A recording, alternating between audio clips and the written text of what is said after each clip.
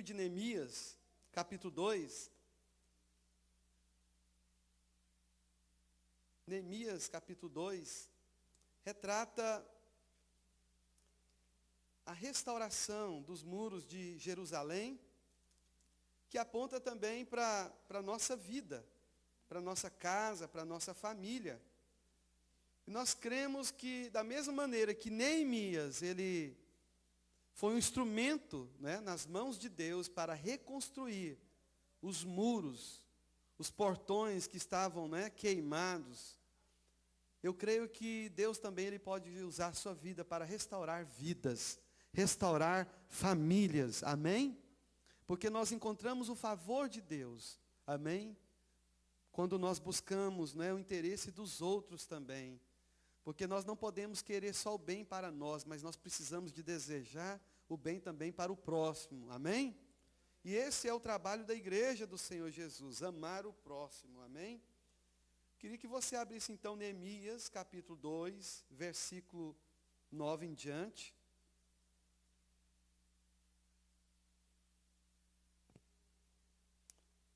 Neemias 2, versículo 9.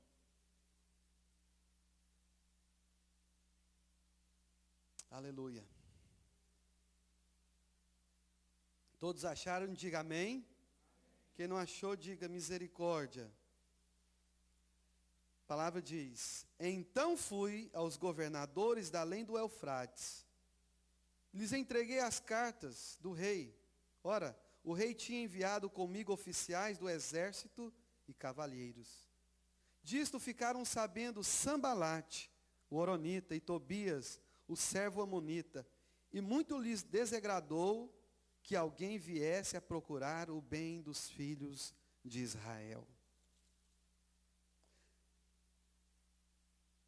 Cheguei a Jerusalém, onde estive 3 dias.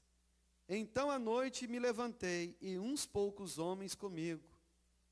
Não declarei a ninguém o que o meu Deus me pusera no coração para eu fazer em Jerusalém. Não havia comigo animal algum, senão o que eu montava. De noite saí pela porta do vale, para o lado da fonte do dragão e para a porta do monturo, e contemplei os muros de Jerusalém que estavam assolados, cujas portas tinham sido consumidas pelo fogo. Passei à porta da fonte e ao açude do rei, mas não havia lugar por onde passasse o animal que eu montava. Subi à noite pelo ribeiro e contemplei ainda os muros. Voltei, entrei pela porta do vale e tornei para casa.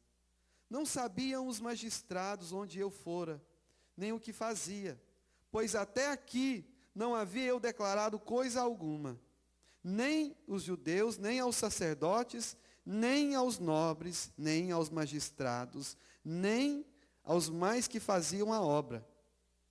Então lhes disse: estáis vendo a miséria em que estamos? Jerusalém assolada e as suas portas queimadas. Vinde, pois reedifiquemos os muros de Jerusalém e deixemos de ser opróbrio. E lhes declarei como a boa mão do meu Deus estivera comigo, e também as palavras que o rei me falara. Então disseram: disponhamo-nos e edifiquemos, e fortaleceram as mãos para a boa obra. Porém, Sambalate, o horonita, e Tobias, o servo amonita, e Gesem, o arábio, quando souberam, zombaram de nós e nos desprezaram e disseram: o que é isso que fazeis? Quereis rebelar-vos contra o rei? Então lhes respondi: o Deus dos céus é quem nos dará bom êxito. Nós, seus servos, nos disporemos e reedificaremos. Vós, todavia, não tendes parte, nem direito, nem memorial em Jerusalém. Vamos orar ao Senhor nessa hora. Amém? Convido você a fechar os seus olhos, abrir o seu coração para o Senhor. Ó Pai, nós estamos diante da Tua palavra, que é vida, que é poderosa. Pai, nós somos simplesmente instrumento nas Tuas mãos. Ó meu Pai, fala em cada coração que está presente, que está nos ouvindo através de um vídeo ou de um áudio. Ó Deus, toque nessa vida. Nós cremos que o Senhor tem coisas grandes para nós, mas muitas vezes nossa vida encontra como Jerusalém, os muros, ó Deus, ó Pai, assolados, as portas queimadas. Ó Pai, o inimigo tendo legalidade na nossa vida, nós não somos, ó Deus, pessoas, ó Pai, de paz. Ó Pai, porque o inimigo ele entra e sai a qualquer hora que queira. Pai, mas nós queremos reconstruir a nossa vida em Deus. Nós não queremos deixar brechas para que o inimigo venha nos destruir. Pai, mas que nós queremos cada dia mais levantar e saber que Deus tem uma obra tremenda para fazer em nossas vidas, meu Pai. No nome de Jesus, por isso, fala conosco, Senhor. Abre os nossos ouvidos espirituais, abre os nossos olhos espirituais, meu Pai. No nome de Jesus, ó Senhor. Amém e amém. Aleluia. Amém, irmãos? Hoje nós vamos estar falando a respeito da oposição maligna na unidade da igreja, amém? E sabemos, irmãos, quando nós falamos igreja, normalmente a gente pensa a igreja como um prédio, como um lugar, mas quando nós estamos falando de oposição maligna contra a igreja, está falando diretamente contra a sua vida, porque você é a igreja de Deus, você é a igreja do Senhor, a sua família faz parte da igreja. E o inimigo ele não quer destruir a parede desse prédio, mas o inimigo ele quer destruir a parede do seu coração, da sua vida, na área das suas emoções, onde que o inimigo ele vem com dardos inflamados, né, para alcançar a sua mente e dizer que você é um derrotado, que você não pode com nada, que você não consegue reconstruir nada na sua vida. O inimigo ele quer que você sente um fracassado, um derrotado. E quando ele consegue colocar isso no seu coração, você não tem prazer de estar próximo de pessoas, tampouco de estar em unidade, não é? Então nós entendemos que o Senhor, Ele tem prazer, de fato que nós estejamos unidos em um só propósito. Tem até um ditado popular, né? O povo unido será jamais vencido. Isso é uma grande verdade, porque tem um princípio da palavra de Deus.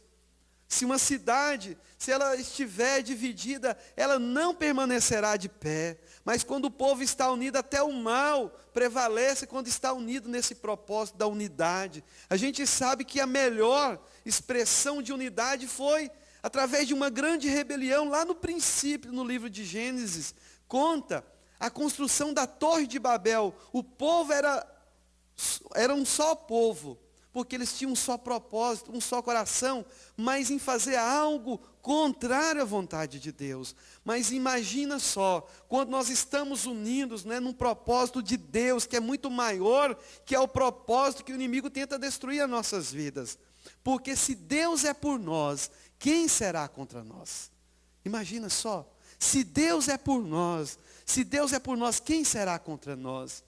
Eu quero te deixar bem claro, todos nós, irmãos, estamos no meio de uma guerra, quer você queira ou não, todos nós estamos em uma guerra, quer que você saiba ou não, nós estamos diante de uma guerra, e no mundo espiritual não há neutralidade, não é? Não há neutralidade, você é de Deus ou você é do diabo, não existe coluna do meio. Você precisa de entregar a sua vida para o Senhor, ou senão o inimigo vai usar a sua vida. E nós precisamos de nos posicionar como povo de Deus e dizer para o império das trevas que nós somos um povo mais do que vencedor em Cristo Jesus e obter a vitória através da fé, irmãos. Porque é pela fé que nós alcançamos as coisas que nós não contemplamos com os olhos naturais. É pela fé que Abraão, recebeu a promessa de Deus. Ele foi pai de nações, mesmo ainda velho. Amém? E foi pela fé que Josué e Caleb entrou na terra prometida, a terra que mana leite e mel. Mas eles creram, eles tiveram lutas, tiveram adversidades. Mas Josué e Caleb foram os únicos homens que comeu o melhor da terra, quando eles haviam recebido a promessa lá no Egito, depois de 40 anos, e eles comeram das promessas de Deus. Mas imagina que uma grande multidão morreu, amém? Misericórdia, né? Eles morreram porque eles de fato não creram na promessa, eles foram rebeldes a Deus.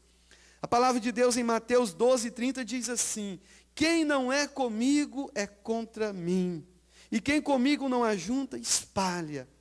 Imagina só, não tem como nós sermos de Deus e do diabo ao mesmo tempo. A gente precisa de decidir, nós somos de Deus ou nós entregamos e deixamos o inimigo tomar conta da nossa vida. Mas eu te encorajo nesta manhã, se posicione em Deus, que Ele vai te honrar. Amém? Nós temos visto milagres acontecer aqui no nosso meio, não é? Pessoas que se posicionaram, pessoas que tinham uma vida bagunçada, que vivia bêbada, caída de um lado para o outro. E nós sabemos que Deus levantou pessoas como essa, e através dessas pessoas, Deus tem usado e alcançado outras pessoas, né? Dezenas de pessoas. Amém, irmãos? Você crê que você pode ser um veículo de Deus? Amém? Você crê que você pode ser, e você é de fato um instrumento de Deus nas mãos do Senhor? Diga amém, eu creio. Tome posse, eu creio. Eu sou instrumento de Deus para restaurar, amém? Vidas. Mas o inimigo, ele quer que nós sejamos instrumento de maldição, para trazer separação, para trazer discórdia. Mas Deus não, Ele quer que nós sejamos o quê? Instrumento de bênção. Vaso de honra. Amém? Vaso de honra. Aleluia. Glória a Deus. Então, irmãos, o livro de Neemias fala a respeito da restauração dos muros. Então é interessante que os dois livros próximos aí, não é? Esdras e Neemias, você vai ver que Esdras, o sacerdote, ele foi escolhido por Deus para restaurar o templo. Então a nossa vida, ela precisa de ser restaurada de dentro para fora. Precisa de restaurar a nossa comunhão com Deus em primeiro lugar. Restaurar o altar, restaurar o templo. Fala de nós termos contato novamente com o Senhor. Talvez você entrou aqui nesta manhã, né? O inimigo destruiu não só os muros, mas o templo foi derrubado também. Eu quero lhe dizer nesta manhã que Deus, Ele quer que você restaura o seu altar, o seu coração, o qual você oferece sacrifício a Deus. Oferece a sua vida ao Senhor, que Deus vai fazer grandes coisas, amém? Mas eu quero falar mesmo a respeito dos muros e dos portões, né? Que fala da nossa alma, do nosso sentimento, aquilo que vem externo para atingir, sabe, a nossa vontade, os nossos sentimentos, né? O inimigo muitas vezes ele vem com espírito de engano, espírito de medo, para tentar, sabe, nos intimidar e nos parar, porque a obra de Deus, ela não pode parar. Diga para o seu irmão, a obra de Deus não pode parar. Não se distraia. Levante a cabeça e se posicione como valente, como guerreiro de Deus. E diga aleluia. Glória a Deus. Irmãos, vocês estão mexendo com o inferno nessa hora, sabia disso? A igreja, irmãos, a gente precisa de abalar as estruturas do inferno.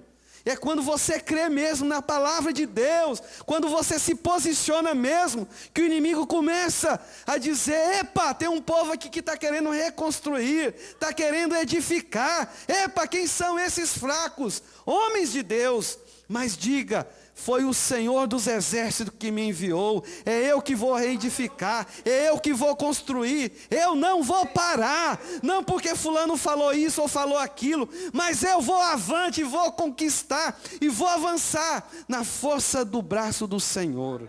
Amém? Dê um glória a Deus bem forte nessa hora. Aleluia. Oh, irmãos, alegra o meu coração, da igreja está viva, acordada. Sabe, é bom ouvir a voz dos irmãos, porque nós entendemos que nós estamos mexendo com o mundo espiritual. Abre mesmo a sua boca, tenha fé, confia em Deus, porque Ele vai fazer milagres e prodígios no nosso meio, no nome de Jesus.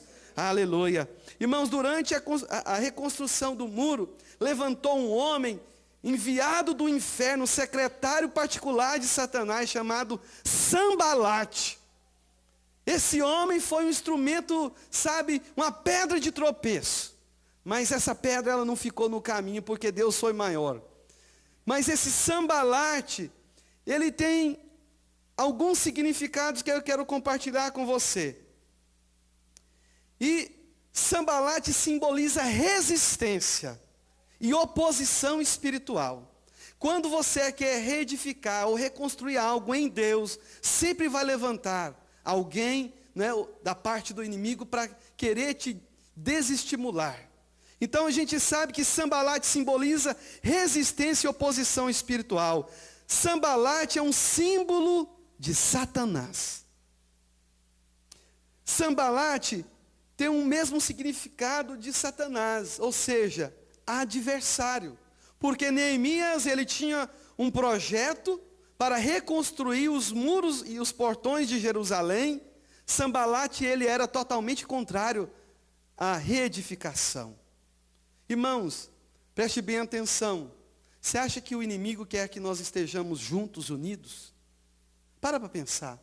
Então a gente vê que isso é algo da parte de Deus. O inimigo, ele quer que nós nos separe, que nós nos dividimos, mas nós estamos em um projeto maior que é o nosso próprio projeto pessoal. Já parou para pensar nisso? Então, quando você tem essa visão, que nós, como igreja do Senhor Jesus, nós estamos vivenciando um projeto de Deus, que é muito maior que o seu projeto pessoal, e isso quer dizer de quê? Quer dizer que muitas vezes nós temos que abrir mão do nosso projeto pessoal, primeiramente, para fazer o projeto de Deus como um todo, para que nós recebamos o quê? O nosso projeto pessoal. Amém? Porque se tiver egoísmo, irmãos, isso já há o quê? Divisão e separação. Então entenda bem, esses dias nós estamos orando e buscando a Deus para trazer unidade do corpo, né, da igreja do Senhor Jesus. Mas quem é a pessoa que não quer que nós estejamos unidos? Quem? Eu pergunto para você. O adversário, Satanás. Então só ele que não quer. Mas pode acontecer que alguém venha se levantar contra a igreja e dizer, eu sou contra essa questão de unidade. Não existe, irmãos, é só o inimigo que quer isso, né? Então a Bíblia diz que a nossa luta, ela não é contra a carne nem o sangue, mas sim contra os principados e potestades, amém? Mas o importante, sabe o que é, irmão? Que o inimigo, ele já é um falido, ele já é um derrotado. Ele não pode mais contra a igreja do Senhor Jesus. Porque a igreja, os portões do inferno não prevalecerão contra a igreja do Senhor. E diga para você mesmo, eu sou a igreja do Senhor. Eu sou a igreja do Senhor Jesus. Lá no livro de 1 João, capítulo 4, versículo 4, diz assim, filhinhos, sois de Deus, e já os tendes vencido. Vencido quem? O diabo. Porque maior é o que está em vós do que o que está onde? No mundo. Então diga para você, maior é o Senhor Jesus, que habita em mim, que está em mim. Ele é maior daquele que tenta se levantar contra a minha vida, contra a minha família e contra a minha igreja. Amém? Então você é maior no mundo espiritual. Deus te colocou sentado nas regiões celestiais em Cristo Jesus. Amém? Você recebeu o poder da parte do Senhor. Amém? Para despojar todos os principados e potestades que tentam te manipular no seu dia a dia. Aprendemos também, irmãos, no livro de Neemias, que o adversário, ele usou 6 estratégias. Sabe? Ele usou 6 estratégias para impedir a reconstrução do muro. E a primeira estratégia que o inimigo usou foi a zombaria. Primeira estratégia, zombaria. Quero que você abra a sua Bíblia, para que leiamos a palavra de Deus e tenhamos assim, sabe, convicção, o que nós estamos ministrando ao seu coração. A palavra de Deus diz assim, Neemias 4, versículo 1. Tendo Sambalate ouvido que edificamos o muro, ardeu em ira e se indignou muito, e escarneceu os judeus. Então falou na presença de seus irmãos e do exército de Samaria e disse, que fazem estes fracos judeus? Permitir-se-lhes a isso? Sacrificarão? Darão cabo da obra num só dia? Renascerão acaso dos montes de pó as pedras que foram queimadas? Estava com ele Tobias, o amonita, e disse ainda que edifiquem, vindo uma raposa derribará o seu muro de pedra. Veja bem, irmãos, primeira coisa, o inimigo ele tentou intimidar, mas ele veio com palavras de escárnio, de zombaria. Olha só o que ele disse. Quem são esses fracos judeus? Ou seja, observe que isso está diretamente com a nossa alma. Porque o inimigo ele quer lançar o quê? Dardos. E a palavra diz, a maneira que você pensa, assim você é. Então o que eles estavam querendo fazer? Que eles viessem de fato crer que eles eram uns fracos, uns derrotados. Mas a gente sabe que esses inimigos de Deus, eles tinham algumas características. E primeira característica aqui a gente vê que eles estavam irados. E por que eles estavam irados? O que estava de trás daquela ira? A inveja. Eles estavam com inveja do povo porque o povo estava reedificando aquela cidade. Mas você precisa de entender que o inimigo ele tem inveja quando você começa a romper em Deus, quando você começa a voltar o seu coração para o Senhor.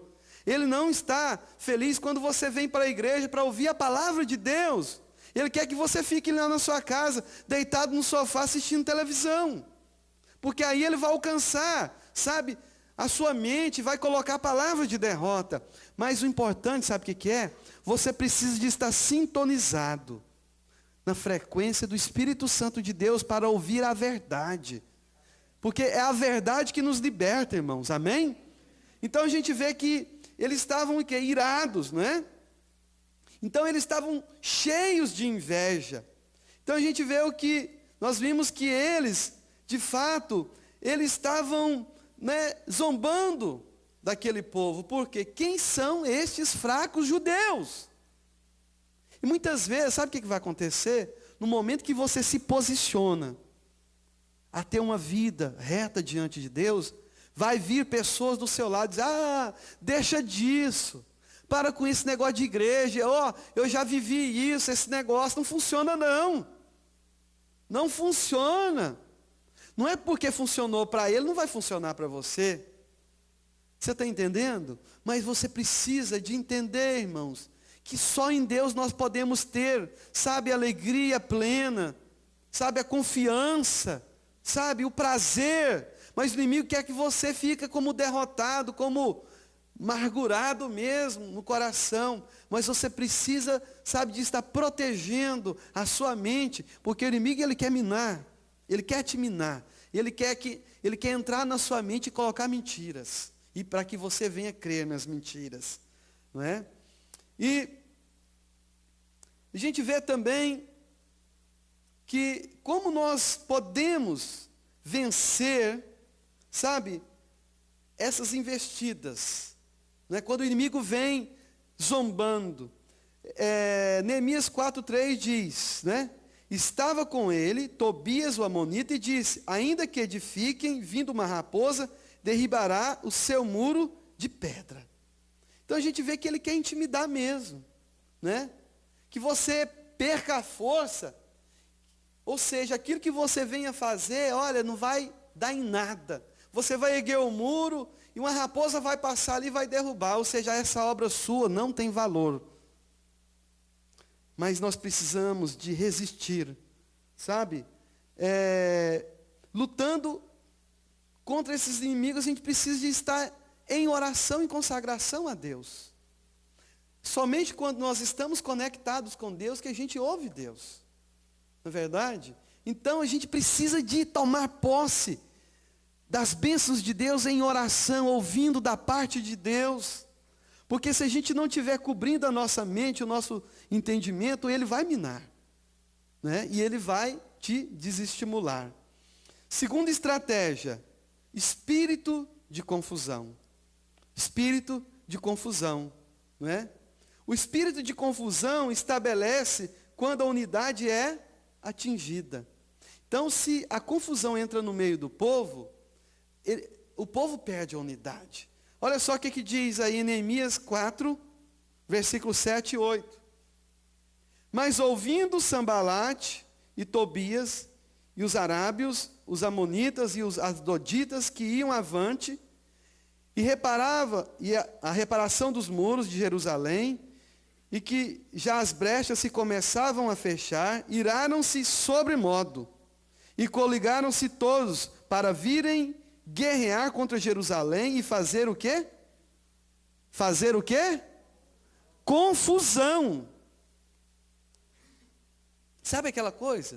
O que é o espírito de confusão? Muitas vezes, você sabe disso, nós já vivenciamos isso muito. Talvez você está lá na sua casa,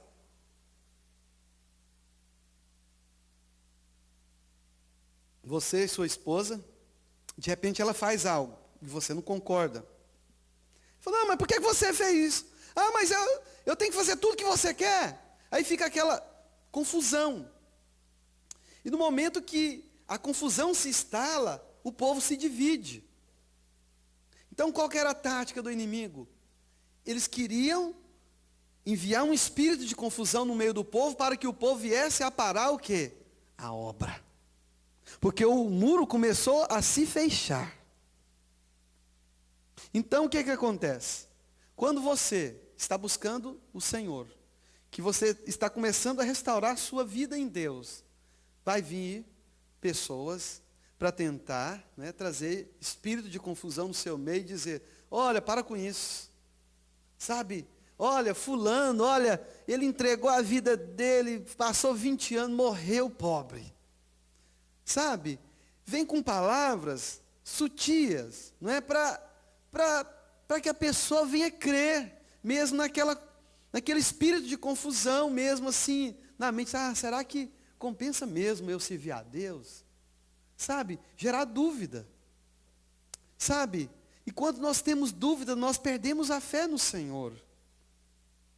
Porque quando você espera da parte de Deus, você precisa de crer de todo o coração. Tem que ser pela fé.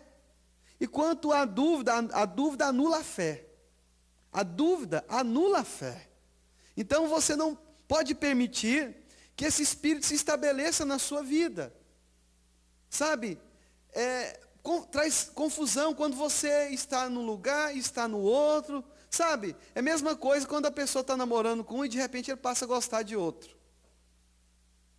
Aí não sabe com quem que ele vai ficar. Aí é aquele espírito de confusão. Né? Não, mas eu gosto de fulano, mas também eu gosto de Beltrano. Aí fica aquela confusão, a pessoa fica dividida. Por isso que uma casa dividida, ela não subsistirá. A gente precisa, primeiramente, de buscar o Senhor, de buscar a Deus, sabe? E não deixar que o inimigo venha roubar o nosso coração. Então, como ocorre isso? Quando o inimigo levanta vozes no meio, não é? Da nossa família, da nossa casa, no meio dos irmãos, da igreja, para parar o que é edificação, para que a edificação venha a cessar, não é? São palavras contrárias àquilo que está sendo feito, àquilo que está sendo edificado, não é? E a gente sabe que o inimigo, ele nunca vai ficar feliz quando um lar está sendo restaurado, quando um casamento que estava todo destruído, né? E passa a receber o quê? A restauração da parte de Deus, quando o marido quebranta o coração, pede perdão para a esposa e vice-versa. Então o inimigo fala, peraí, eu estava já com o divórcio pronto aqui, mas o que está acontecendo? Deus está mudando a sorte, então eu não vou permitir, eu vou tentar fazer o máximo para que isso, não aconteça.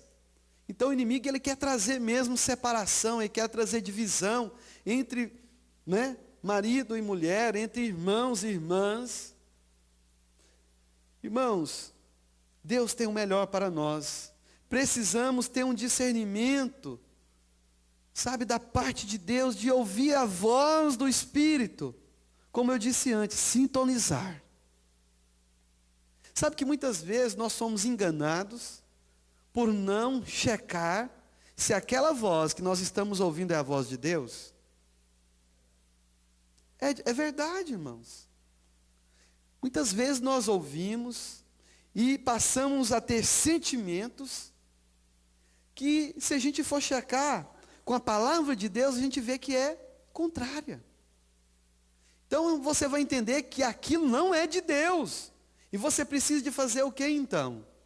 Rejeitá-la. Não aceitá-la na sua vida. Você precisa de dizer: eu não quero, Deus tem o melhor para a minha vida. Eu não quero esse espírito de confusão, eu só sirvo ao Senhor. Foi isso que Josué fez. Olha, se vocês querem adorar outros deuses, que vocês façam. Mas uma coisa eu quero dizer: eu e a minha casa serviremos ao Senhor. Eu e a minha casa serviremos exclusivamente a Deus. Porque não podemos estar divididos, irmãos. Sabe? Mas o inimigo, ele tenta minar mesmo, e muitas vezes eliminam, e cabe que a gente encontra num estado que parece difícil, não é? De voltar ao estado que nós estávamos antes diante de Deus. Mas tudo é possível ao que crê. Deus, ele restaurou, né, esses muros. Da mesma forma que esses muros foram restaurados, a sua vida também pode ser restaurada. Amém? Você crê nisso? Dê glória a Deus. Amém? Terceira estratégia. A terceira estratégia foi espírito de intimidação e medo. Neemias 4:11. Neemias 4:11 diz: disseram, porém, os nossos inimigos nada saberão disto, nem verão, até que entreguemos no meio deles e o matemos. Assim faremos cessar a obra. Olha só. Eles disseram que ia o quê? Os consumir, os matar. Irmãos, o inimigo, ele... Já observou que tem pessoas que têm medo do diabo? Né? Não, o diabo apareceu para mim. O diabo veio com um tridente, aquela coisa horrível. Irmãos, ele realmente ele é feio. Mas aquele medo que a gente sente, aquilo ali, quando você se posiciona em Deus, ele é pequeno diante de você. Mas quando você está com espírito de medo, o diabo fica grande. Imagina que, eu vou falar algo tão interessante. Você que conhece aquela história da Bíblia, de Davi e Golias, o que aconteceu? O espírito de medo estava lá no exército de Israel, e Golias levantava todos os dias ali desafiando, não é? O exército de Israel. E o que aconteceu? O povo estava com espírito de... Por quê? Porque quando eles olhavam para Golias, eles viam Golias grande. Golias era grande demais, eles não podiam contra Golias. Mas por que eles estavam vendo Golias grande? Porque eles estavam enxergando com os olhos carnais. Porque quando Davi chegou, ele não viu dessa forma, porque o espírito que estava na vida dele, o espírito de ousadia, de intrepidez, de coragem, ele não se intimidou com Golias. Pelo contrário, Golias ficou pequeno para ele. Golias ficou pequeno para Davi, e Davi enxergou ele como pequeno. Ele não ficou amedrontado, ele não ficou nem um pouquinho com medo. Por quê? Porque ele disse: eu vou a ti em nome do Senhor dos Exércitos. E hoje, fique sabendo que hoje eu vou dar a sua carne para que as aves comam. Sabe, irmãos, então a gente vê o quê? Que Davi, ele não teve medo e venceu o inimigo. Então Golias ficou pequeno para Golias ficou pequeno para Davi. E é a nossa posição que nós precisamos de ter diante do inimigo. Você não pode se intimidar e ter esse espírito de medo, sabe? Muitas vezes, talvez você está na sua casa e ouve alguma coisa mexer, não é, Simone? Não é? O ar ligar, alguma coisa assim, correr. Não corra. Porque se esse espírito de medo está lá na sua vida, você não vai ter paz no seu coração. Você precisa dizer em nome de Jesus: sai daqui agora, te repreendo, sai. Entendeu? Mas não é você, é aquilo que está em você. É aquilo que está em vós. Não é? Não é que a palavra diz? Aquele que habita em nós, que é maior do que aquele que está no mundo. Então você não pode ter. E não pode deixar que esse sentimento tome o seu coração. Amém? Onde eu parei? Na terceira estratégia, espírito de intimidação e medo. Então você percebe que o inimigo ele quer sempre impedir o quê? De nós realizarmos a obra que está sendo feita já na nossa vida.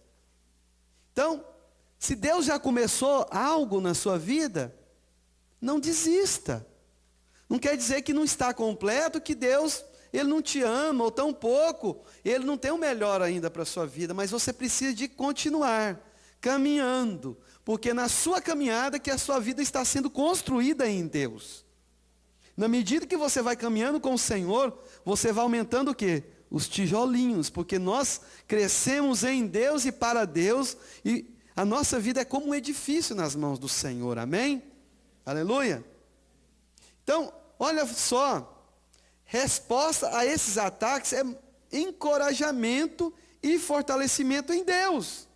Então, quando você é contra-atacado contra esse espírito de intimidação e medo, você precisa de se posicionar e começar a verbalizar a verdade em seu favor. Verbalizar. Você não pode vencer o inimigo calado, você tem que abrir a sua boca. É claro que tem momento na sua vida que você tem que ficar calado, sabe, orar a Deus para ouvir a voz de Deus. Mas há momento que você tem que abrir a sua boca e dar uma ordem. Porque os céus esperam que você dê ordem. Por quê? Porque é a maneira que Deus manifesta aqui na terra, através de nós, que somos a igreja do Senhor Jesus, amém? Então olha só o que aconteceu. Neemias 4, versículo 13 ao 14, diz assim: pelo que nos lugares baixos, por detrás do muro, e nos lugares abertos, dispus o povo segundo as suas famílias, com as suas espadas, com as suas lanças e com os seus arcos. Olhei, levantei-me e disse aos nobres, aos magistrados e ao resto do povo: não temais, não temais. Lembrai-vos do Senhor, grande e temível, e pelejai por vossos irmãos, vossos filhos, vossas filhas, vossas mulheres e vossas casas. Irmãos, olha só qual que foi a estratégia de Neemias. Ele disse, né? Não os temais, mas ele trouxe à memória que Deus era por eles, o Deus grande e temível. O mesmo Deus que abriu o mar vermelho e que o povo de Jericó ficou tremendo de medo, sabendo que Deus era com aquele povo. É o mesmo Deus que estava com Neemias para a reedificação do muro. Irmãos, fique sabendo, Deus ele é em seu favor. Deus ele luta no seu favor. Ele está à frente das suas guerras e de sua batalha. Amém? Entenda isso. E olha só o que diz Efésios 6:10. Então você vê que eles se posicionaram e tomaram o que? Armas, espadas. Eles tomaram lanças, eles tomaram arcos. Isso fala de equipar. Você está equipado para a guerra. Você não pode ir à guerra sem armas, porque senão você não tem como você se defender. Você precisa de armas para se defender do inimigo. E olha só o que Efésios 6:10 diz. No demais, irmãos meus, fortalecei-vos na carne. Fortalecei-vos em quem? No Senhor e na força do seu poder. E como que nós podemos então fortalecer? No Senhor, em Deus. Porque Ele é a nossa segurança. Ele que tem nos dado o que? Armas para nós lutarmos, amém? Olha só o que diz em 2 Coríntios, capítulo 10, versículo 4. Porque as armas da nossa milícia não são o quê? Carnais. Irmãos, quando alguém se levantar contra a sua vida, pode ser até uma pessoa dentro da sua casa, fique sabendo que não é ela. A nossa luta não é contra a carne e sangue, mas aqui diz que nós temos armas, não é? Porque as armas da nossa milícia, elas não são o quê? Carnais, mas sim poderosas em Deus para a destruição das fortalezas. Amém? Irmãos, quando você entra na dimensão espiritual, talvez aparentemente os seus olhos não vê nada acontecer. Mas quando você se posiciona e começa a ter uma postura diferente, o mundo espiritual começa a temer aquilo que você está fazendo, não é? Então a sua vida mexe com o mundo espiritual, não é? E Deus, Ele quer te capacitar mesmo. Ele quer que você tome posse dessa verdade da parte de Deus. Lá Efésios 6, 10 até o 20, fala da armadura de Deus. Então imagina por que Paulo usou essa expressão de armadura como soldado. Tomar então o capacete da salvação, a espada do Espírito, não é? O escudo da fé, cingivos com o cinturão da verdade, a couraça da justiça, calçai os pés com os calçados do evangelho da paz. Então você vê que são instrumentos para combater o quê? Aquilo que se levanta contra a nossa vida. Então você precisa de ter em mente de quem você é. Porque o capacete da salvação é que te livra de quem você é. Você precisa de trazer à memória que você tem uma identidade em Cristo Jesus. Quando o inimigo vem com palavras negativas, você precisa de ter o escudo da fé, para dizer que aquelas flechas não vão te atingir, porque você está firmado aonde? Na fé. Não naquilo que você está enxergando com os seus olhos naturais, mas aquilo que você está crendo, ou seja, aquilo que a palavra de Deus diz ao seu respeito, amém? Então, a gente observa que o inimigo, ele vem, né, para tentar nos destruir, né? Mas a gente precisa de se posicionar como valentes e guerreiros do Senhor, amém? Você é um soldado, amém? Porque veja bem, a Bíblia ilustra, né, nós de várias maneiras assim, várias características. Nós somos filhos de Deus, somos servos, somos herdeiros, somos sacerdotes, somos reis. Mas aqui também fala que nós somos soldados. Nós precisamos de entender que nós estamos no meio de uma guerra, não é verdade? Então, vou falar agora da quarta estratégia. Espírito de engano. Sabe? O inimigo, ele quer nos enganar. Mas ele não vai nos enganar, porque nós cremos, sabe, no Senhor. Nós temos o Espírito de Deus e temos o discernimento da parte de Deus, né? Que Ele não vai nos enganar. Olha só, Neemias 6, do 1 ao 2. Quando Sambalate, Tobias e Gesem, um arábio, e o resto dos nossos inimigos, souberam que eu já tinha edificado o muro, e que nele já não havia brecha alguma, ainda que até esse tempo não tinha posto as portas nos portais. Sambalate e Gesem mandaram dizer-me: vem, encontremos numa das aldeias da planície de Ono. Eles, porém, intentavam fazer mal. O inimigo, ele vem com aparência amigável, mas o intento é para que nós venhamos parar a obra de Deus que está sendo edificada. Então você vê, no momento que a obra está praticamente concluída, ele quer falar: não, vamos sair junto, vamos sentar, vamos conversar, sabe? Tipo assim, com aquele intuito de querer fazer amizade, mas a gente vê que o inimigo, ele quer o quê? Ele quer te pegar por trás e fazer uma armadilha, não é? Para tentar te destruir. Ele quer colocar uma emboscada, para que você chegue lá e ele te destrua. Então, quando você está fazendo uma obra grande, você não pode ser distrair, né? Displicente diante da situação. Você precisa de estar focado no que você está fazendo. Porque o inimigo, ele quer que você tire a atenção daquilo que é importante, para que ele te leve para um lugar de emboscada, para que você morra. Irmãos, tem tantas pessoas de Deus, né, para nos alertar, para dizer: olha, cuidado, não vá por esse caminho. Mas tem mensageiro do diabo mesmo. Não, vamos para aquela festinha, só uma festinha. Não tem nada não.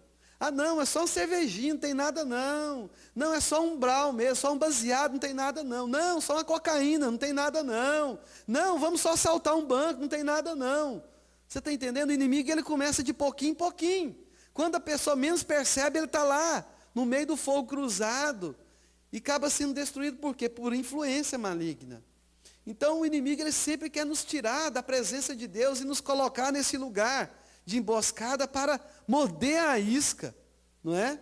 E depois que morde a isca, o inimigo, ele passou a ter o quê? Possessão, não é? No sentido assim de ter argumento em nossas vidas. Mas nós precisamos de entender, irmãos, sabe, que a gente não pode parar. Nós não podemos parar, porque a obra que Deus começou na nossa vida é muito maior. É muito maior.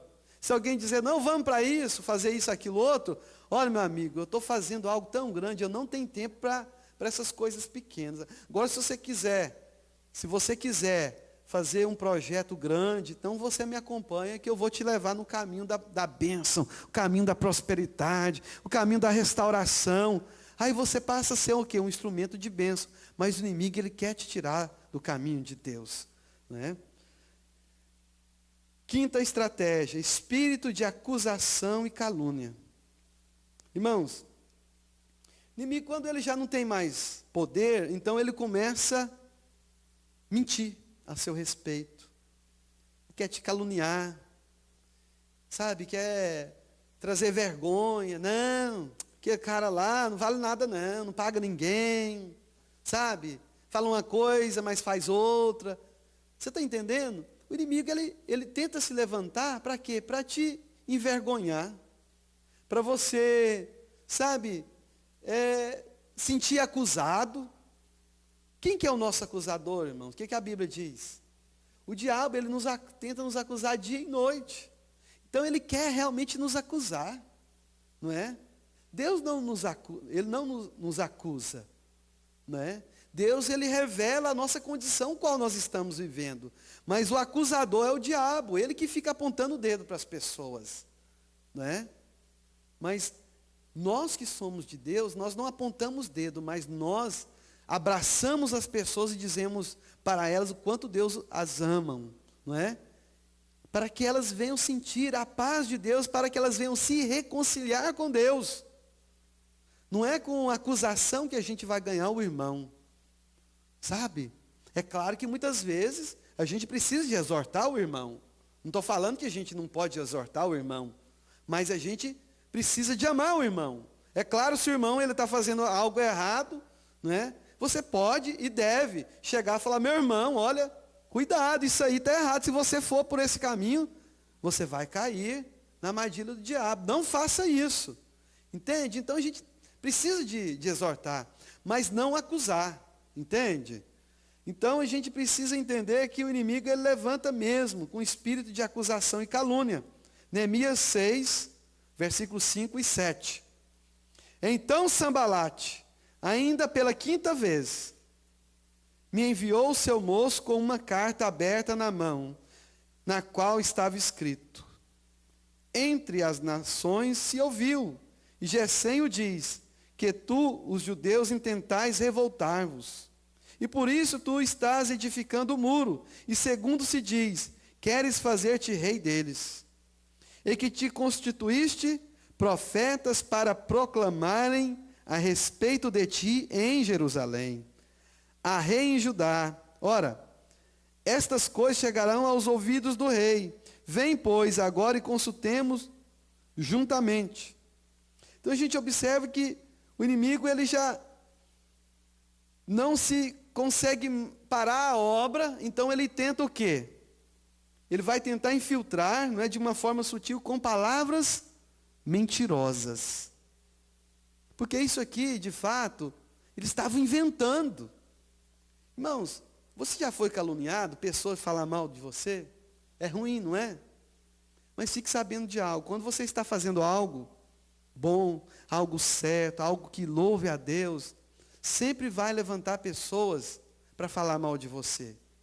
Se falou mal de Jesus, falou mal dos apóstolos, vai falar mal de você também, vai te caluniar, vai te, sabe, te envergonhar. Mas o mais importante, sabe o que é? É Deus que nos justifica. É Deus que te justifica. Você não precisa de ficar debatendo, sabe, se justificando. Você precisa de ter em mente uma coisa: você precisa de saber quem você é. Isso você precisa de saber, entendeu? Então muitas vezes a gente tem que ficar calado, sabe, e não entrar no jogo do inimigo, porque ele quer que nós entramos nessa, sabe, nessa contenda para gerar esse espírito de confusão, né? Mesmo no nosso meio, né? Porque a acusação, ela vem, mas quem nos justifica é o Senhor. E um dia os inimigos serão envergonhados, porque a luz um dia vai vir sobre todos nós, amém, irmãos? Quando o inimigo, ele não consegue parar a obra, a gente precisa saber como nós podemos vencer quando ele levanta com esse espírito de calúnia e mentira. Então, nós precisamos apenas dizer, né, Neemias 6:9, pois todos eles nos procuravam atemorizar, dizendo, as suas mãos hão de largar a obra e não se efetuará. Mas agora, ó Deus, você precisa dizer, mas agora, ó Deus, fortalece as minhas mãos. Fortalece as minhas mãos. Irmãos, é Deus que nos fortalece. Você já chegou algum dia na sua vida que você estava fraco, que você trabalhou muito, e as suas forças já tinham ido tudo embora? Mas eu creio que Deus restaura as nossas forças, quando nós buscamos nele. Ele nos dá, sabe, aquela, fala da unção de Deus, né? Porque a unção, ela nos capacita. É algo que você consegue fazer além do natural. No natural, se você consegue correr 10 milhas, no sobrenatural você corre 30 milhas e não se cansa. Por quê? Porque é a unção de Deus que está sobre a sua vida. É a unção de Deus que faz você, sabe, alcançar coisas grandes e correr, não é? Numa certa velocidade que o inimigo ele não consegue te alcançar. Amém? Então, busque o fortalecimento em Deus. E a última estratégia, espírito da falsa palavra de Deus. Espírito da falsa palavra de Deus. Ah não, porque Deus me disse, alguém chega para você, olha, tem uma palavra para você, Deus falou isso, isso, isso assado. Mas você precisa de ficar alerta, sabe por quê? Porque se vier algo que não for de Deus, vai contradizer aquilo que Deus já disse. Então você não pode receber aquilo que contradiz a palavra de Deus. Mas aquilo que bate com a palavra de Deus, você precisa de testificar e testar aquilo que você está ouvindo, se é a palavra de Deus ou não. Amém? Sabemos que a profecia, ela nos edifica a igreja do Senhor. Mas a gente precisa de ouvir, de fato, se essa profecia vem de Deus ou não. Neemias capítulo 6, versículo 10 até o 14. Amém? Vamos ler, para a gente encerrar. Neemias capítulo 6, do 10 até o 14. Diz assim: tendo eu ido à casa de Semaías, filho de Delaias, filho de Metabel, que estava encerrado, disse ele, vamos juntamente à casa de Deus, ao meio do templo, e fechemos as portas do templo, porque virão matar-te. Aliás, de noite virão matar-te. Porém eu disse, homem, como eu fugiria?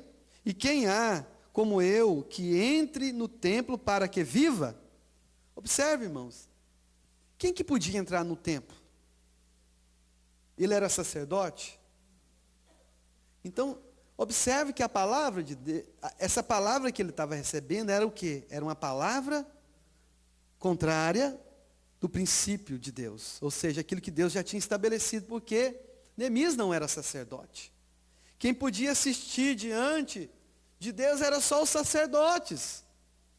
Não vai para dentro, sabe, para dentro do templo. Então ele viu, olha, peraí, isso tem alguma coisa, eu conheço a palavra de Deus, eu sei discernir a voz de Deus e eu conheço bem a palavra de Deus, isso não está certo. Então, qual que foi a posição dele? De maneira nenhuma entrarei. Então percebi que não era Deus quem o enviara. Tal profecia falou ele contra mim, porque Tobias e Sambalate o subornaram. Para isto o subornaram, para me atemorizar, e para que eu assim viesse a proceder e a pecar. Entende? Então, sabe, a gente precisa de conhecer a palavra de Deus. Porque quando você não conhece, o inimigo ele pode trazer, sabe, esse espírito de engano, de falsa profecia, de falsa palavra de Deus na sua vida. É a mesma coisa, você é casado e você recebe uma profecia, né? E diz, olha, eis que te digo, você tem que largar da sua esposa e casar com outra. Você acha que é Deus que está falando? Por quê? Porque está contradizendo, né, aquilo que Deus já disse. Entende? O quanto é importante você não somente ler, mas conhecer a palavra de Deus, porque a palavra de Deus ela é escudo sobre nossas vidas. Amém, irmãos? Estava meditando, sabe, nessa palavra, sabe o que ocorreu aqui no capítulo 5. Não tem tempo de ler, mas vou compartilhar com vocês. O povo estava vivendo uma grande miséria. E aconteceu que Neemias foi um instrumento de bênção, sabe para quê? Porque o povo estava vivendo em miséria, eles estavam pagando o juro altíssimo, a casa deles já estava hipotecada, o campo hipotecado, sabe? Eles tinham perdido aquilo que eles tinham, estava na mão deles mesmos, os próprios irmãos. Mas Neemias viu que aquilo estava errado. Falou, olha, vocês agora precisam de reconciliar. Perdoa a dívida dos nossos irmãos, a gente precisa de restabelecer. A gente precisa de restabelecer. Além deles ter devolvido, né, as posses, e 1/10 da parte do trigo que eles haviam cobrado, eles tiveram de devolver. Foi um momento de reconciliação, um momento de reconciliação entre irmãos, de restauração, sabe, a restauração na parte financeira, sabe, em todas as áreas, né? Na família, emocional, aquelas pessoas que já tinham tido como tudo já perdido, Deus restaurou aquele povo ali, irmãos. Eles passaram a ter de volta aquilo que pertenciam a eles. E é isso tudo que acontece quando nós vencemos o inimigo. A nossa casa é restaurada, a nossa família, não é, por completo é restaurado. Aquilo que o inimigo muitas vezes, né, roubou da nossa vida, nas questões materiais, Deus ele tem poder para trazer de volta. Sabe, você pode reivindicar da parte de Deus. Sabe que você quer de volta aquilo que o inimigo um dia roubou na sua vida. Talvez a unção, a alegria, né, que você tinha convívio com certas pessoas que talvez você não tem hoje mais. Mas hoje é um dia de você ligar para alguém e dizer, olha, eu sei que eu errei, mas eu também quero liberar perdão para a sua vida, porque você errou, fez isso comigo. É um dia de nós reconciliar, pedir perdão um para o outro, na nossa casa, na nossa família, entende? Porque quando nós nos humilhamos de Deus, Ele faz algo grande. A Bíblia diz, aquele que se humilha será exaltado, mas aquele que exalta será humilhado. Então é muito melhor a gente ir pelo caminho da humildade, que Deus vai fazer coisa grande na sua vida. Amém? E hoje, se você entrou aqui, se você foi rebelde a Deus, não quis dar ouvido para Deus, rebelde àquilo que Ele falou, né, e você não o cumpriu, hoje é um dia de você se humilhar na presença de Deus. Amém? Rogério, cadê ele? Amém? Vamos, Max, por favor.